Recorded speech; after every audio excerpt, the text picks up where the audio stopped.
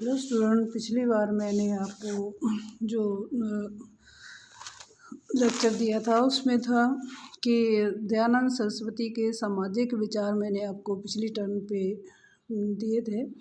आज जो हम दयानंद के जो धार्मिक विचार पर चिंतन रहा दयानंद सरस्वती ने समाज की जो धार्मिक मान्यताएं, जो प्रचलित रूढ़ियाँ थी, जो अंधविश्वास थे, उन पर उन्होंने जो चिंतन किया, उनका जो विचार था, इस पर आज चर्चा करेंगे।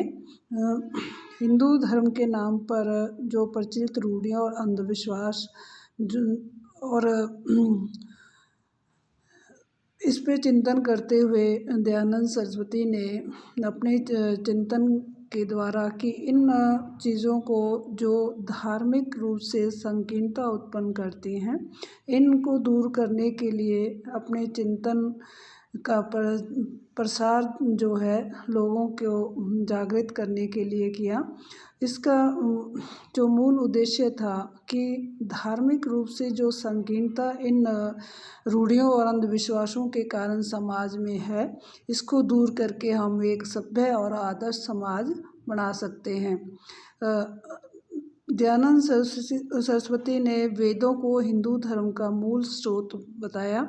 उनका मान्यता है कि वैदिक मान्यता के अनुरूप हिंदू धर्म के उदार में काफ़ी तार्किक व्याख्याएं हैं। इनके आधार पर उन्होंने कहा कि वेदों में एक ईश्वर एक है, उसके रूप चाहे अनेक हों, ये लेकिन ये प्रवृत्ति समाज में नहीं है। तो इसका उन्होंने विरोध किया कि जो बहु ईश्वरवाद की संकीर्णता जो है, इस पे उन्होंने अपने विचार जो है चिंतन किया।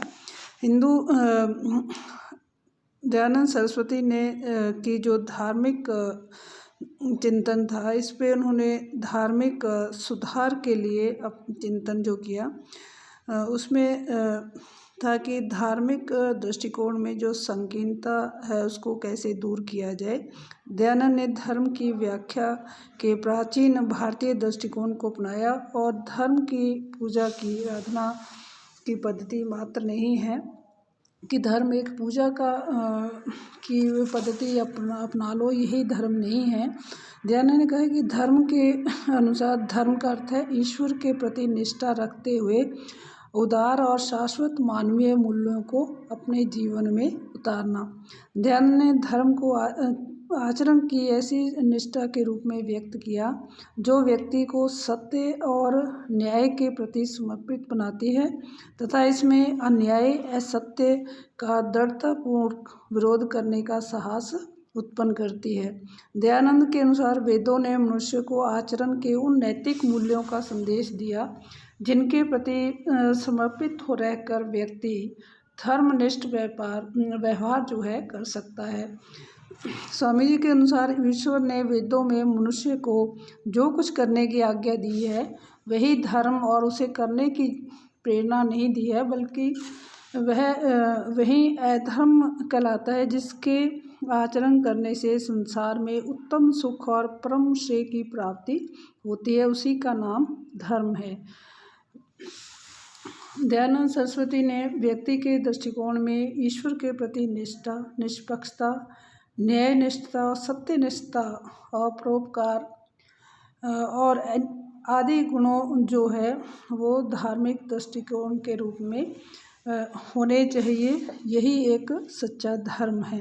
दूसरा उन्होंने चिंतन में कहा धार्मिक क्षेत्र में कि एक ईश्वरवाद तथा ईश्वर के स्वरूप में आस्था तथा अवतारवाद का विरोध उन्होंने किया। दयानंद की ईश्वर के प्रति निष्ठा थी, वे प्रत्येक सांसारिक पदार्थ और विषय के मूल में परमेश्वर की सत्ता को स्वीकार करते थे।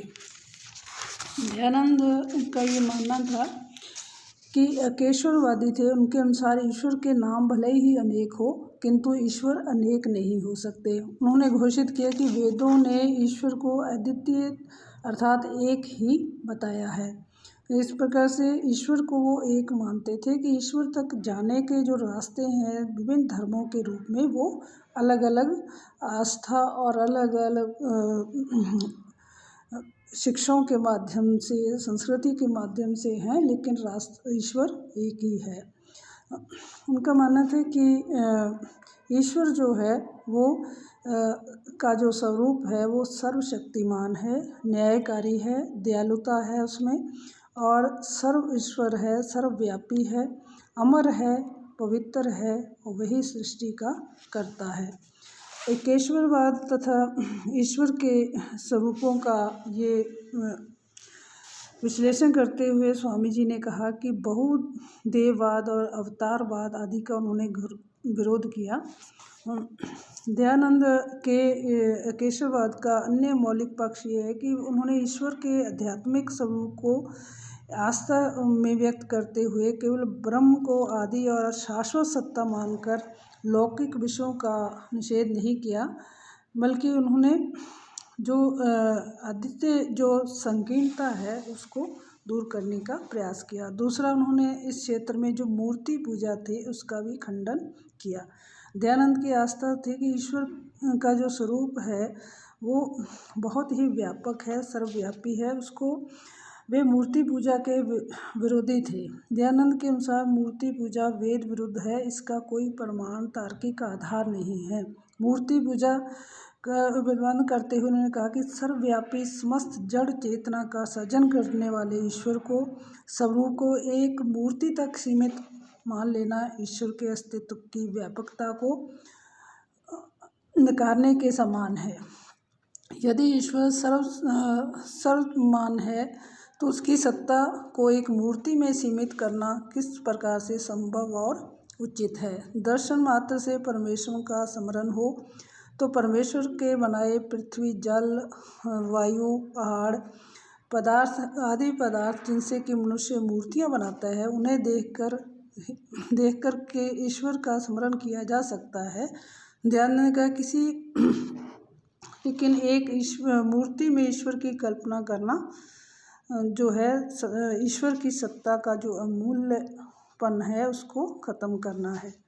जब परमेश्वर सर्वव्यापी है तो किसी एक वस्तु में परमेश्वर की भावना अन्यत्र करना ऐसे ही जैसे किसी एक चक्रवर्ती राजा को समग्र राज्य की सत्ता से पृथक करके छोटी सी झोंपड़ी में स्वामी बना देना। इस प्रकार से दयानंद स्वामी ने मूर्ति पूजा को विरोध किया। उन्होंने कहा कि किसी मूर्ति को ईश्वर मानकर की साधना की जा सकती है, क्योंकि मूर्ति का एक निश्चित आकार होता है। उसका आकार के सामने रहने से मूर्ति पूजा के क्रम में भी मनुष्य का ध्यान उससे समानता रखने वाली स्थूल भौतिक वस्तुओं से नहीं हट सकता। दूसरा, स्वामी जी का मानना था कि मूर्ति पूजा का दुष्परिणाम ये भी है कि मूर्ति पूजा के कारण आडंबरों को आश्रय मिलता है। मंदिरों के निर्माण तथा उनमें नियुक्त पुजारियों में निर्वाह में करोड़ों रुपए व्यय होता है, जबकि इस धन का अधिक सार्थक उपयोग साधनहीन लोगों के कल्याण के लिए खर्च किया जा सकता है। तीसरा, उनका मानना था कि मूर्ति पूजा से जो दुष्परिणाम है वो है मूर्ति को ईश्वर मानकर व्यक्ति इसी को धर्म तथा अर्थ, कर्म, काम और मोक्ष का साधन मान लेता है तथा वह व्यक्ति फिर भाग्यवादी बन जाता है। जबकि कर्म जो है वो इंसानियत के आधार पर व्यक्ति करे वर्तमान में तो उसका भाग्य अपने आप अच्छा हो जाता है। चौथा, उनका मानना था कि मूर्ति पूजा के कारण ईश्वर के अनेक रूप और ईश्वर के विषय में अनेक मत प्रचलित हो जाते हैं, जिससे क्या है कि एक दूसरे के विरुद्ध जो है मत हो जाते हैं, अपने मत को दूसरे की तुलना में श्रेष्ठ सिद्ध करने लगते हैं। इस प्रकार मूर्ति पूजा समाज को विघटित करती है और राष्ट्र की शक्ति को कमज़ोर करती है। तो इस प्रकार से दयानंद सरस्वती का मानना था कि ईश्वर की आराधना मूर्ति पूजा के आधार पर नहीं की जा सकती। मूर्ति की अपेक्षा पवित्र मन से सर्वशक्तिमान परमात्मा का एकांत में ध्यान करना, ईश्वर का ध्यान रखते हुए आचरण में पवित्रता को वृद्धि करना ही ईश्वर की आराधना है। इस प्रकार से दयानंद सरस्वती का मानना था कि पूर्व ग्रह से जो कि धर्म के प्रति जो दृष्टिकोण है वो क्या है, जन कल्याण का होना चाहिए। उनका मानना था कि पूर्व ग्रह या दुर्भावना से प्रेरित नहीं था। उन्होंने सत्यार्थ प्रकाश में भूमिका में उन्होंने स्पष्ट घोषित किया कि विभिन्न धर्मों की समीक्षा के पीछे उनका अर्थ है कि किसी को दुख पहुंचाना या उस मत को क्षति पहुंचाना नहीं है। उनका दावा था कि विरोधी मतों के प्रति पूर्व ग्रहों से मुक्त हो। उन्होंने कहा कि यदि उनका दृष्टिकोण पक्षपातपूर्ण होता तो हिंदू धर्म की प्रचलित मान्यताओं का विरोध करने की अपेक्षा उन्हीं का प्रसार करने लगते। ब्रह्म समाज और की स्थापना करके उन्होंने धर्म की जो विसंगतियां थी उनको दूर करने का प्रयास किया कि जो संकीर्णता, जो आडंबर हैं, उनको एक संगठन के माध्यम से ख़त्म किया जा सकता है, जागृत किया जा सकता है लोगों को। इस प्रकार से उन्होंने जो है धर्म में जो सुधार की जो आवश्यकता है, जो आडंबर हैं, जो अंधविश्वास हैं, उसको दूर करने के लिए जन जागरण किया अपनी चिंतन के द्वारा। अगला जो स्वामी दयानंद स्वामी का मानना था कि धार्मिक सुधार जो है का प्रयास जो है होना चाहिए। धार्मिक सुधार के लिए संगठित प्रयास करने के लिए उन्होंने ब्रह्म या आर्य समाज की स्थापना की। उन्होंने मुस्लिम और ईसाई धर्म वालों धार्मिक गुरुओं ने हिंदू धर्म में सम्मिलित करने के लिए उन्होंने शुद्धि आंदोलन का प्रवर्तन किया। उनकी शुद्धि आंदोलन की हिंदू पंडितों, ईसाई तथा मुस्लिम धर्माचार्यों द्वारा गंभीर आलोचना की। उनका मानना था कि शुद्धि आंदोलन धर्म के प्रति दयानंद की रूढ़ि मुक्त और सुधारवादी को व्यक्त करता है। उनका मानना था कि सुधार होना चाहिए तो अपने आप लोग जो है उस धर्म की में आस्था व्यक्त करते हैं। अगर धर्म में भेदभाव होगा, मानवता नहीं होगी, सेवा नहीं होगी तो लोग उससे जुड़ेंगे नहीं, आस्था नहीं होगी।